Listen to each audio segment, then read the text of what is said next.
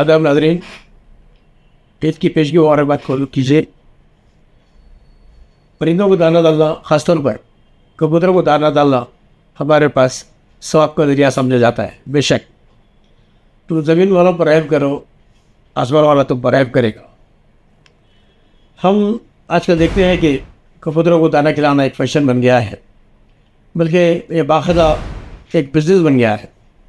آپ railway station پر جائیے، کسی تفریح گاہ پر جائیے، مسجدوں میں جائیے، آپ کو سینکڑوں کبوتر نظر آئیں گے، اور اس میں ہمارے مخیر حضرات آپ کو صبح صبح جواری کھلاتے ہوئے اور مختلف دانہ کھلاتے ہوئے ملیں گے۔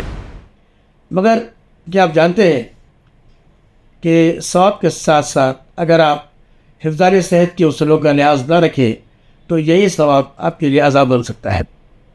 ابھی گلینڈ فیلڈ ہاسپٹل حیدرآباد میں ایک 63 سالہ مریضہ مظفر موسیٰ کو لایا گیا، جنہیں سانس لینے میں بہت تکلیف تھی، جنہیں بلغمی کھانسی تھی، اور وہ مختلف شکایات کا شکار تھی۔ ڈاکٹر پریشان تھے کہ کس قسم کا مرض ہے۔ کافی ریسرچ کیا گیا۔ ڈاکٹر شارق علوی، ڈاکٹر فاطمہ آفرین کی ٹیم نے کافی ریسرچ کیا تو پتہ چلا کہ یہ خاتون کبوتروں کے قریب رہا کرتی تھی، انہیں دانہ کھلاتی تھی، اور 3 ہفتے کی مسلسل محنت کے بعد یہ خاتون صحت یاب ہوئی۔ میڈیا پلس آڈیٹوریم میں انہوں نے 5 جون کو ایک پریس کانفرنس کیا، اور اس میں عوام کے شعور کو بیدار کرنے کی غرض سے بتایا بلا شبہ کبوتر کو دانہ کھلائیے، پرندوں کو دانہ کھلائیے، مگر حفظان صحت کے اصولوں کو مد نظر رکھیے، کیونکہ جو کبوتروں کا فضلہ ہے، جسے آپ کبھی محسوس نہیں کرتی، جو زمین پر گرتا ہے، آپ کی کار کی چھت پر گرتا ہے، آپ کے برانڈے صحن میں گرتا ہے، یا آپ کے ایئر کنڈیشنر پر جو آ کر کبوتر بیٹھتے ہیں وہاں پر گرتا ہے، اس سے غیر محسوس طریقے سے جو فنگل انفیکشن پھیلتا ہے اسے کرپٹوکوکس لاریڈی کہتے ہیں۔ اور حیرت کی بات ہے کہ مظفر موسیٰ جس طرح سے اس سے متاثر ہوئی، انہیں نہیں ہونا چاہیے تھا، کیونکہ ان کی امیونٹی بہت زبردست تھی۔ عام طور پر جن کی امیونٹی کمزور ہوتی ہے ایسے لوگ متاثر ہوتے ہیں۔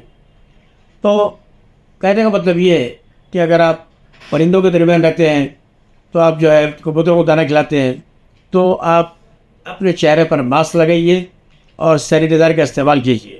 دوسری بات، بقرعید ہے، ہم قربانی دیتے ہیں، یقیناً یہ ہمارے مذہب کا ایک حصہ ہے، قربانی دینا مذہب کا حصہ ہے، مگر گندگی پھیلانا ہمارے مذہب سے بالکل الگ ہے، یہ مذہب کے خلاف ہے۔ ہم مسلمان، ہمارے لیے صفائی آدھا ایمان ہے، پاکیزگی آدھا ایمان ہے، مگر یہ حقیقت ہے کہ ہمارے حیدرآباد میں بقرعید کی عید کے بعد کم از کم 1 ہفتے تک کوئی بھی اچھا بھلا آدمی مسلم محلوں سے ناک کو رومال لگائے بغیر نہیں گزر سکتا۔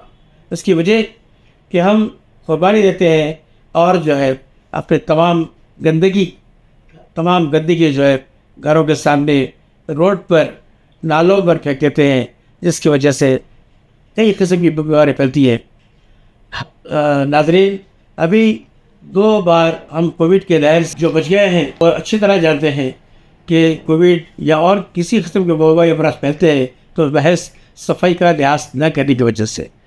لہذا جب تک ہم صفائی کا لحاظ نہیں کریں گے اسی طرح سے بیماری کا شکار ہوں گے۔ شکریہ۔